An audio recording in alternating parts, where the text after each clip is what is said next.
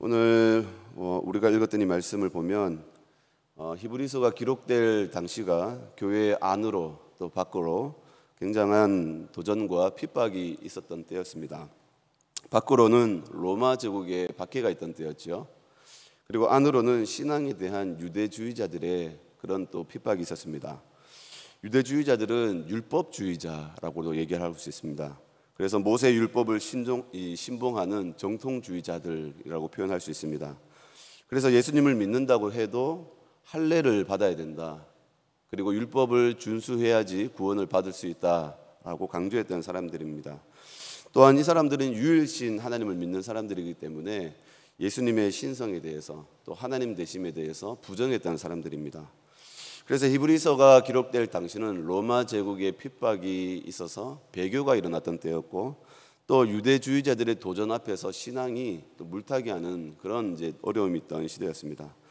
그래서 히브리서는 복음의 진리를 확립해야 될 그런 시기적인 앞에 있었고, 또 기독교 신앙을 변증해야 되는 그런 때였습니다. 그래서 히브리서를 읽어보면 유독 구약 배경에 대한 인용들이 굉장히 많이 언급이 되는 것을 보게 됩니다. 저자는 유대인이 최고로 존경하는 모세를 언급하면서 모세보다 더 뛰어나신 분, 우리에게 있는 대제사장 되시는 예수님을 언급해주고 있습니다. 그리고 유대인들이 강조하고 있는 하나님의 말씀, 율법이죠. 그 율법에 있는 말씀들을 언급을 하면서 율법서 속에 언급되고 있는 메시아, 그 메시아가 바로 예수님이다라고 하는 사실을 언급하면서 이 구약의 정통성을 잇고 있는 분이 바로 예수님이라고 하는 사실을 언급하고 강조해 주고 있습니다. 그러면서 이 히브리서가 기록되면서 말씀하면서 배교에 대한 자들, 오늘 본문이 이제 바로 그 부분에 대해서 얘기하고 있죠. 배교자들이 갖게 될 위험성, 그리고 앞으로 당할 심판에 대해서 언급을 하면서 경고해 주는 말씀이 히브리서이고, 또 오늘 우리가 읽는 이 본문 말씀의 또 내용들입니다. 왜냐하면 그 당시는 이제 핍박이 일어나던 때였기 때문에 많은 사람들이 예수님을 배교하고 떠나던 그런 상황이기 때문에 그렇습니다. 그래서 예수님을 부인하는 신앙이 얼마나 위험하고 어리석은지를 알려주는 말씀입니다. 그렇다면 오늘 본문을 살펴보면서 예수님을 믿는 우리의 성도들, 광야길을 걸어가고 있는 우리 성도들이 어떻게 이 핍박의 때를 알고 견뎌야 될 것인가, 한 두 가지로 한번 살펴보도록 하겠습니다. 첫째는 하나님을 시험하지 말아야 된다는 겁니다. 7절 말씀을 보니까 그러므로 성령이 이르신 바와 같이 오늘 너희가 그의 음성을 듣거든 광야에서 시험하던 날에 거역하던 것 같이 너희 마음을 완고하게 하지 말라. 거기서 너희 열조가 나를 시험하여 증험하고 40년 동안 나의 행사를 보았느니라.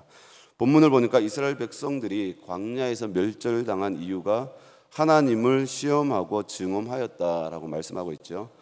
여기서 시험하다라고 하는 이 말은 그들 어떤 문제를 냈을 때 그 문제에 대한 답을 가려내기 위해서 테스트한다라고 하는 말과 같습니다.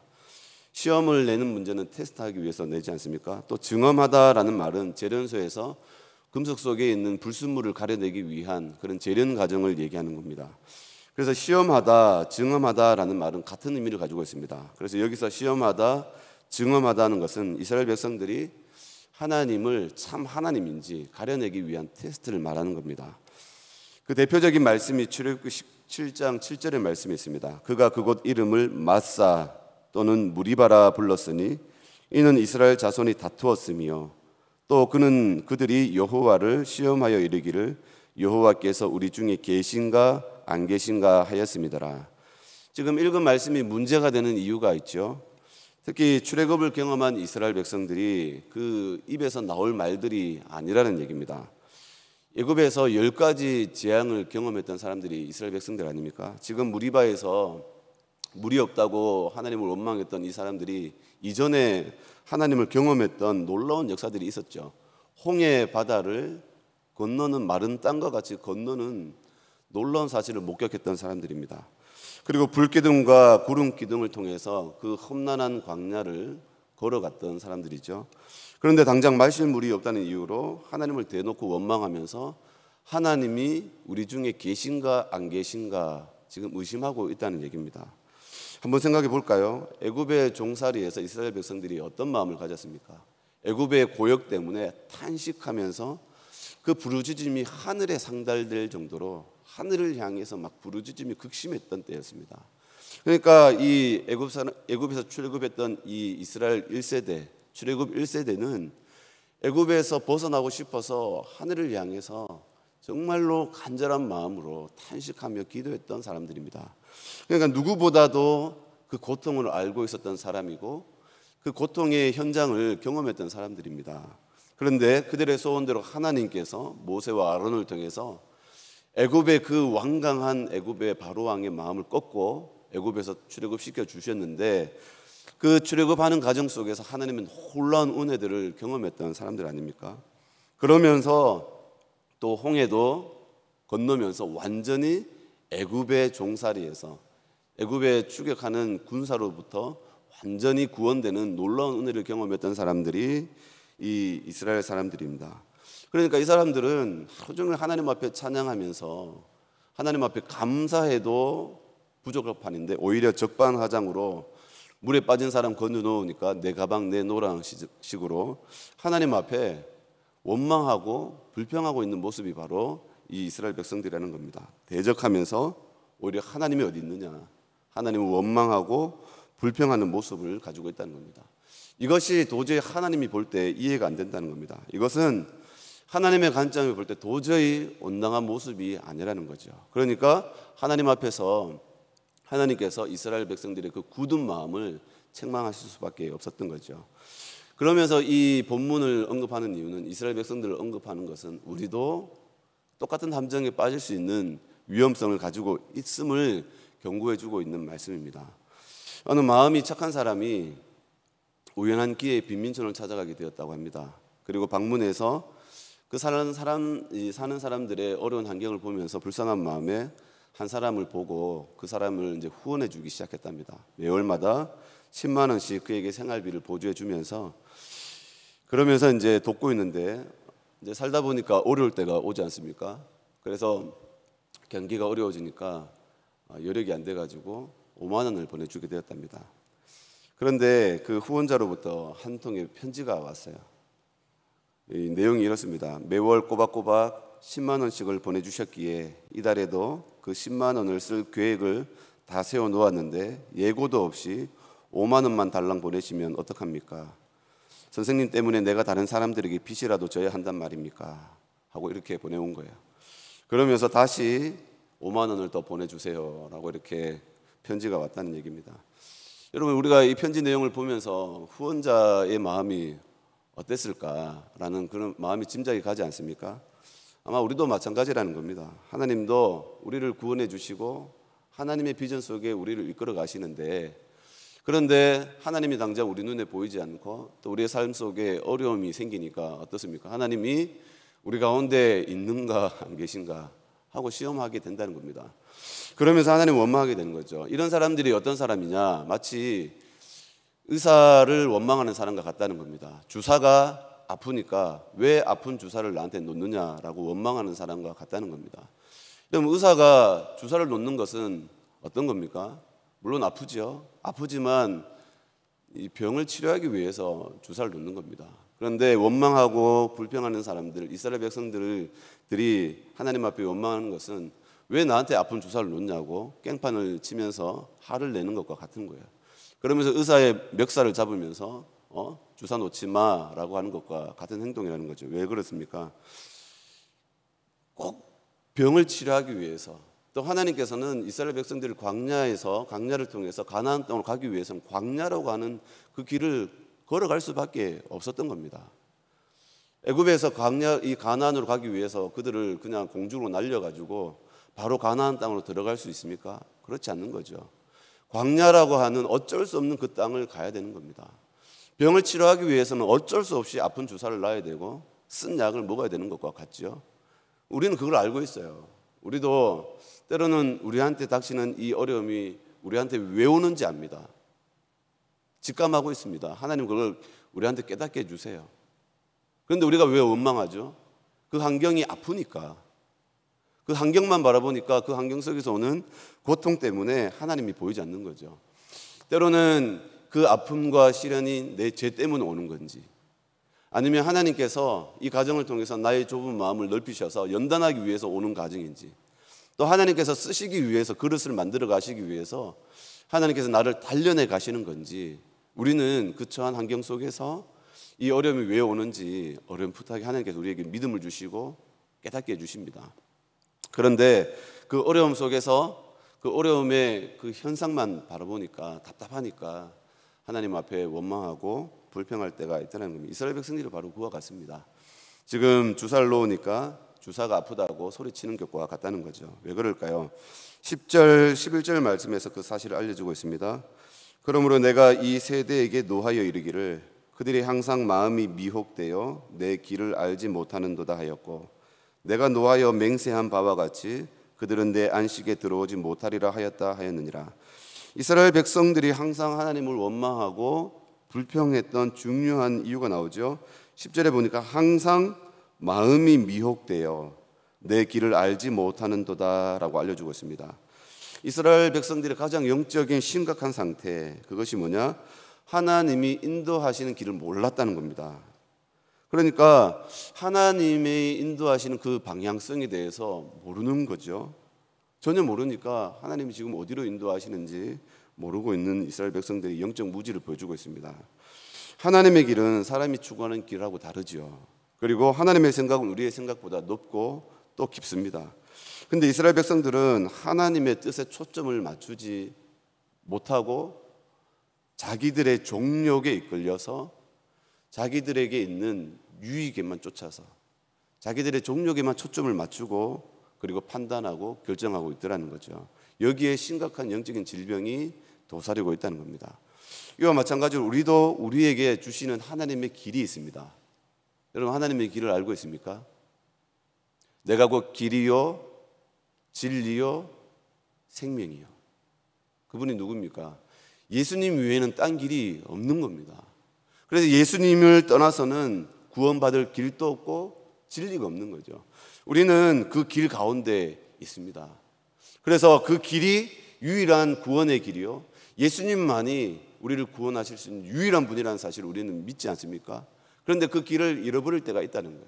세상 길이 더 달콤해 보이고 세상 길이 더 빨리 가는 지름길 같고 그럴 때가 온다는 겁니다. 그래서 우리에게 주시는 이 구원의 길을 놓쳐버리고 때로는 기도해야 되는데 기도의 시간도 놓쳐버리고 하나님 앞에 예배해야 되는데 예배의 시간도 놓쳐버리고 세상 길로 막 달려가다 보니까 그 길이 더 유익하다고 생각하니까 구원의 길에서 우리가 이탈될 때가 종종 있지 않습니까? 그래서 또 때로는 한 듯이 하나님 앞에 연단을 통해서 다시 하나님 앞에 나와서 하나님 붙들 때가 있다는 겁니다. 우리에게 있는 구원의 길이 뭡니까? 예수 그리스도 외에는 딴 길이 없다는 사실을 우리가 기억하고 그 구원의 길에서 우리가 벗어나지 않는 우리 모두가 될 수 있기를 바랍니다. 두 번째로, 하나님을 떠나는 사람이 생기지 않도록 권면해야 됩니다. 권면. 이것이 중요합니다. 12절 13절에 보니까 형제들아 너희는 삼가 혹 너희 중에 누가 믿지 아니하는 악한 마음을 품고 살아계신 하나님에게서 떨어질까 조심할 것이요 오직 오늘이라 일컫는 동안에 매일 피차 권면하여 너희 중에 누구든지 죄의 유혹으로 완고하게 되지 않도록 하라. 지금 성도의 신앙생활에서 중요한 아름다운 것이 뭘까요? 그것은 바로 성도의 교제가 있습니다. 교제가 왜 중요한가? 이단들이 난무할 때, 그리고 또 우는 사자와 같이 약한 자를 찾아 넘어뜨리려고 하는 사단의 계계가 있을 때, 그럴 때 성도의 교제는 강력한 믿음의 보호막을 쳐줍니다. 그래서 이 성도의 교제를 삼겹줄로 표현하기도 합니다. 전도서 4장 9절 말씀에 보니까 이렇게 얘기하죠. 홀로 있고 붙들어 일으켜 줄 자가 없는 자에게는 화가 있을 것이다 라고 얘기합니다. 그리고 두 사람이 함께 있으면 열매를 맺을 수 있다라고 얘기합니다. 그래서 두 사람이 함께하면 생산성이 있다는 얘기죠. 그리고 두 사람이 함께 있으면 큰 위력을 발휘할 수 있다는 겁니다. 그래서 무엇보다도 이 삼겹줄은 쉽게 끊을 수 없는 것처럼 두 사람이 함께하면 어떤 일이든지 할 수 있는 힘이 생긴다는 거죠. 여러분, 운동도 마찬가지입니다. 여러분, 운동도 혼자 하면은 너무 힘들어요. 근데 옆에 같이 운동을 도와주는 사람이 있고 계속 격려해 주는 사람이 있으면 할 수 있습니다. 여러분, 운동도 있죠. 자전거도 혼자 자전거를 타고 가면 짧게 밖에 못 가요. 근데 두 사람이 가잖아요. 그러면 엄청난 그 길을 갈 수가 있습니다. 두 사람이 함께하면 힘이 이상하게 절반으로 줄어들어요. 여러분, 우리가 이 교제가 바로 그와 같다는 거예요. 성도의 교제가 바로 두 사람이 함께 엮여서 삼겹줄로 이루어서 어떤 일이든지 이겨낼 수 있는 힘이 있다는 거예요. 예수님도 이 부분에 대해서 얘기해 주고 있습니다. 마태복음 18장 19절 20절에서 진실로 다시 너희에게로 노니 너희 중에 두 사람이 땅에서 합심하여 무엇이든지 구하면 하늘에 계신 내 아버지께서 그들을 위하여 이루게 하시리라. 두세 사람이 내 이름으로 모인 곳에는 나도 그들 중에 함께 하시겠다라고 하는 겁니다. 그래서 이 두 사람의 이 교제, 성도의 교제가 너무나 중요한 거예요. 여기서 오늘 본문이 계속 건면해라라고 하는 것은 우리의 연약함을 너무나 잘 알고 있기 때문에 성도의 교제 속에 또 함께 중보 기도할 수 있는 기도의 동력자 속에 같이 있는 것이 중요하다는 사실을 알려주고 있습니다. 우리는 성도의 교제 속에 있어야 되죠. 그래서 이 교제 속에 있는다는 얘기는 두 가지를 들 수 있죠. 모이기에 힘쓰라는 겁니다. 모이기에. 그래서 더욱더 계속 모여서 기도하기를 힘써야 되고, 예배가 있으면 나가서 기도하기를 힘써야 돼요. 근데 계속 기도하기를 등한히 하고 모이게 등한히 하게 되면 어떻게 될까요? 점점 자기의 어떤 믿음이 떨어지는 것을 보게 됩니다. 또 하나 있죠. 목장입니다. 목장. 모여서 자기가 살고 있는 지역 속에서 모여서 함께 기도하는 거예요. 기도 제목을 내어놓고 자기의 기도 제목을 내어놓고 같이 기도를 돕고 하는 것이 굉장히 중요합니다. 그래서 이 목장 모임이 기도의 동력자라고 할 수 있어요. 기도의 동력자. 매주마다 자기의 기도 제목을 불러주고 내어놓으면 그걸 가지고 함께 기도하고 또 그걸 가지고 또 한 주간 동안 기도하게 됩니다. 여러분, 우리가 목장에 여러분들이 포함되어서 함께 기도의 동력자를 세울 수 있길 바랍니다. 왜 그럴까요? 전도서 4장 9절 말씀이 그 얘기를 알려줍니다. 형제들아, 너희는 삶과 너희 중에 오늘 본문 말씀이죠. 12절 13절 말씀에 형제들아, 너희는 삶과 혹 너희 중에 믿지 아니하는 악한 마음을 품고 살아계신 하나님에게서 떨어질까 조심할 것이요, 오직 오늘이라 일컫는 동안에 매일 피차 권면하여 너희 중에 누구든지 죄의 유혹으로 완고하게 되지 않도록 하라. 악한 마음을 품고 살아계신 하나님에게서 떨어질까 조심하라. 그리고 매일 피차 권면해서 너희 중에 누구든지 죄의 유혹으로 완고하게 되지 않도록 하라. 우리가 살아가는 삶의 자리가 죄로 오염된 세상이기 때문에 끊임없이 오염된 환경 속에서 우리한테 계속 도전하고 있기 때문에 그렇습니다. 그래서 첫째는 우리가 살아가는 삶의 자리가 어떤 환경이죠? 살아계신 하나님을 철저히 부정하는 환경이에요. 하나님이 어딨냐? 하나님이 어딨냐라고 얘기하는 것이 우리가 살아가는 삶의 자리입니다. 그럴 때마다 끊임없이 우리가 증명해야 되고 끊임없이 우리 마음속에서 하나님이 어디 계시는가라는 사실에 대해서 계속 증명하려고 우리가 계속 몸부림치지 않습니까? 하나님이 살아계신 증거, 하나님이 나와 함께 하시는 그 이유, 내가 하나님을 믿는 그 이유가 뭐냐, 다 우리 속에서 계속 그것을 끊임없이 요구하는 것이 우리가 살아가는 삶의 자리입니다. 둘째로는 죄의 유혹이 끊임없이 밀어닥치는 겁니다. 그래서 굴레라고 하죠. 굴레. 계속 우리를 죄의 굴레로 딱 사로잡아가지고 마치 중독을 시켜가지고 마약에 중독시키듯이 돈에 중독시키고 뭐 여러 가지 많죠, 그죠? 술에 중독을 시키고 이런 여러 가지 중독시켜서 그 굴레에서 빠져나오지 못하도록 우리를 억압하고 억누르는 것이 세상이라는 겁니다. 그러니까 그 죄의 유혹 속에 혼자 있으면 계속 늪속에 빠져들어가듯이 빠져들어가기 때문에 이 삼겹줄과 같은 이 기도의 동력자가 너무나 필요한 겁니다. 이 동력자가 없으면 안 되는 거예요. 때로는 옆에서 막 야단치고 그래서 신앙적으로 격려를 해주는 사람이 있어야 우리가 벗어날 수 있는 거죠. 왜 그럴까요? 동력자가 너무나 중요한데 전도서 4장 9절에서 얘기합니다. 두 사람이 한 사람보다 나음은 그들이 수고함으로 좋은 상을 얻을 것임이라. 한 사람이면 패하겠거니와 두 사람이면 능히 말설 수 있나니 삼겹줄은 쉽게 끊어지지 아니하니라. 놀라운 말씀이죠. 두 사람이면 맞설 수 있다는 걸 맞설 수 있는 거예요. 두 사람이 함께 마음을 함께 뭉치고 하나님의 말씀을 강조하고 주장하면 마귀의 건설을 맞설 수 있다는 거예요. 그리고 우리의 구원을 이룰 수 있는 힘이 있다는 거예요. 힘이 맞설 수 있는 힘이 주어진다는 거예요. 그래서 두 사람 목장 함께 기도할 수 있는 동력자가 옆에 있는 것이 굉장히 중요해요. 한 개 있으면 그 시험을 맞설 수 있는 힘이 생기고요. 그 문제를 돌파할 수 있는 힘이 생기는 거예요. 힘이. 혼자 있으면은 계속 자꾸 쭉 늘어지게 되죠. 근데 두 사람이면 능히 맞선다는 거, 맞설 수 있는. 우리가 이 시대를 살면서, 우리 악한 시대를 살지 않습니까? 이 시대에 살면서 하나님을 시험하는 때에 하나님이 어디 있느냐 원망하지 말고 더욱더 모이기에 힘쓸 수 있는 우리 모두가 될 수 있기를 바랍니다. 그리고 또 목장 예배를 통해서 또 우리가 더욱더 모이기에 힘쓸 수 있는 신앙이 되어서 우리가 살아가는 삶의 환경에서 옆에서 늘 우리를 돕는 기도의 동력자, 조력자를 세워서 함께 신앙을 세워나갈 수 있는 우리 모두가 될 수 있기를 주님의 이름으로 축원을 드립니다. 기도하겠습니다. 두 사람이면 한 사람보다 나음은 그들이 수고함으로 좋은 상을 얻을 것임이라. 혹시 그들이 넘어지면 하나가 그 동물을 붙들어 일으키려니와 홀로 있어 넘어지고 붙들어 일으킬 자가 없는 자에게는 화가 있으리라. 또 두 사람이 함께 누우면 따뜻하거니와 한 사람이면 어찌 따뜻하랴. 한 사람이면 패하겠거니와 두 사람이면 맞설 수 있나니 세 겹줄은 쉽게 끊어지지 아니한다고 하신 말씀과 같이 하나님 아버지, 우리의 신앙생활 속에서도 주님 우리의 신앙의 동력자를 세워주시고 또 붙여주셔서 하나님 우리의 신앙이 잔아우로 치우치지 않도록 도우시고 은혜를 도하여 주시옵소서. 두 사람이 땅에서 합심하여 무엇이든지 구하면 하늘에 계신 내 아버지께서 저를 위하여 이루어 주신다고 하신 말씀과 같이 두세 사람이 내 이름으로 모인 곳에 나도 그들과 함께 하시겠다고 하신 말씀과 같이 주의 이름으로 모일 때마다 능력으로 역사해 주시고 또한 합심하여 기도할 때마다 응답하여 주시옵소서. 이 새벽에도 주님 앞에 나와 기도하기를 원합니다. 우리의 간구하는 기도를 도와주시고 붙들어 주시고 응답하여 주셔서 우리의 삶의 자리에서도 승리할 수 있도록 도와주시고 한 걸음 한 걸음 걸어갈 때마다 우리의 손과 발에 힘을 더하여 주셔서 우리에게 주신 일들을 능히 감당할 수 있도록 믿음과 강하고 담대함을 더하여 주시옵소서.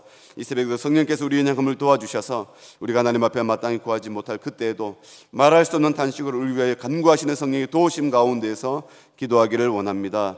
성령의 충만한 은혜를 도하여 주시옵소서. 이 새벽에도 하나님 앞에 빈손으로 나오지 않고 정성껏 예물을 드립니다. 주님 드려진 손길을 축복하여 주셔서 하나님 앞에 올려드리는 기도 제목과 같이 응답하여 주옵소서. 주께 감사드리오며 거룩하신 예수님의 이름으로 기도드리옵나이다. 아멘.